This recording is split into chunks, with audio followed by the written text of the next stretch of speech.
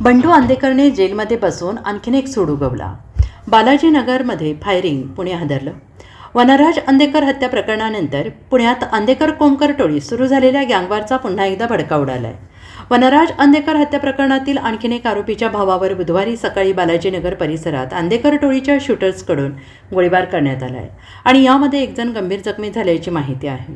आंदेकर कोमकर टोळीतील गँगवॉरमधील हा चौथा हल्ला आहे. या घटनेमुळे पुण्यात खळबळ उडाली आहे. आंदेकर टोळी चालवणारा बंडू आंदेकर आणि त्याची मुलगी सून हे सगळेजण सध्या तुरुंगात आहेत. मात्र बंडू आंदेकर तुरुंगात बसूनही आपल्या टोळीची सूत्रे हलवत असल्याचे या निमित्ताने पुन्हा एकदा सिद्ध झालेलं आहे. आंदेकर टोळीने त्याच्या नेहमीच्या कार्यपद्धतीप्रमाणे हत्या घडवून आणण्यासाठी अगदी तरुण मुलांचा वापर केला आहे. त्यामुळे पुणे पोलिसांच्या कार्यक्षमतेवर पुन्हा एकदा प्रश्नचिन्ह उभं राहिलं आहे. 2025 साली पुण्यातील गणेशपेठ परिसरात बंडू आंदेकर याचा मुलगा आणि माजी नगरसेवक वनराज आंदेकर याची टोळक्याकडून हत्या करण्यात आली. गोळ्या झाडून आणि कोयत्याचे वार करून वनराज आंदेकरची हत्या करण्यात आली होती. या हत्येमध्ये वनराज आंदेकर याची बहीण आणि मेहुण्याचा सहभाग होता. तेव्हापासून आंदेकर टोळीने वनराजच्या हत्येचा बदला घेण्यासाठी कोमकर टोळीतील एकेकाला संपवायला सुरुवात केली. काही महिन्यांपूर्वी वनराज आंदेकरच्या बहिणीचा मुलगा आयुष कोमकर याची घराबाहेर गोळ्या झाडून हत्या करण्यात आली. त्यानंतर कात्रज घोलेवाडी भागात कोमकर टोळीतील शिंदे नावाच्या व्यक्तीची हत्या करण्यात आली. हा देखील वनराज आंदेकर हत्या प्रकरणातील आरोपीचा भाऊ होता. त्यानंतर आज पुन्हा एकदा बालाजीनगर परिसरात वनराज आंदेकर प्रकरणातील आरोपीच्या भावावर गोळ्या झाडण्यात आल्यात.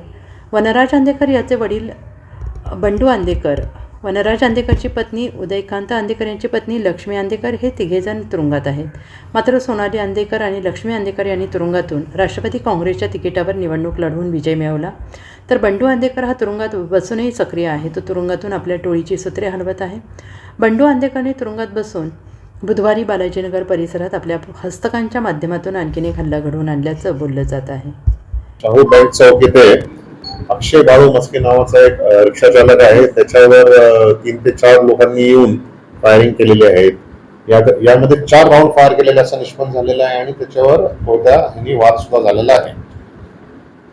जो जखमी आहे त्याला तात्काळ हॉस्पिटलला नेण्यात आले आहे. त्याच्यावर आता उपचार चालू आहेत.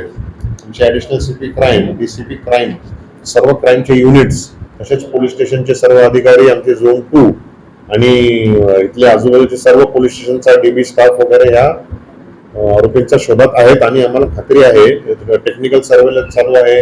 परत ह्युमन इंटेलिजन्सच्या माध्यमातून आम्ही आरोपींचा शोध घेत आहोत आणि खात्रीशीर हा लगेचच आमचा हे आहे की डिटेक्ट होऊन आरोपी सुद्धा अटक केले जातील.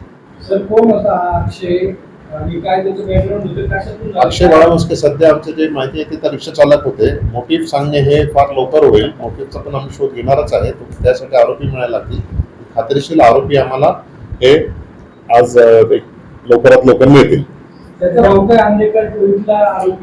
मोटिव्ह सांगणे आता सध्या आम्हाला सांगता येणार नाही. खात्रीशीर आमचं शोध चालू आहे. त्याबाबत आरोपी मिळतील. त्यामध्ये सगळं क्लिअर होऊन जाईल. 3 ते 4 लोक होते आणि काही राऊंड फायर झालेले आहेत. 4 राऊंड फायर झालेले आहेत आणि कोणत्यासारखी वस्तू किंवा कोणता असेल त्याच्यावर त्यांनी वार झालेला आहे. सकाळी 10 वाजता एक फायरिंगची घटना आलेली आहे. एक जखमी आहे, त्यांना आपण अस्पतालमध्ये शिफ्ट केलेले आहे.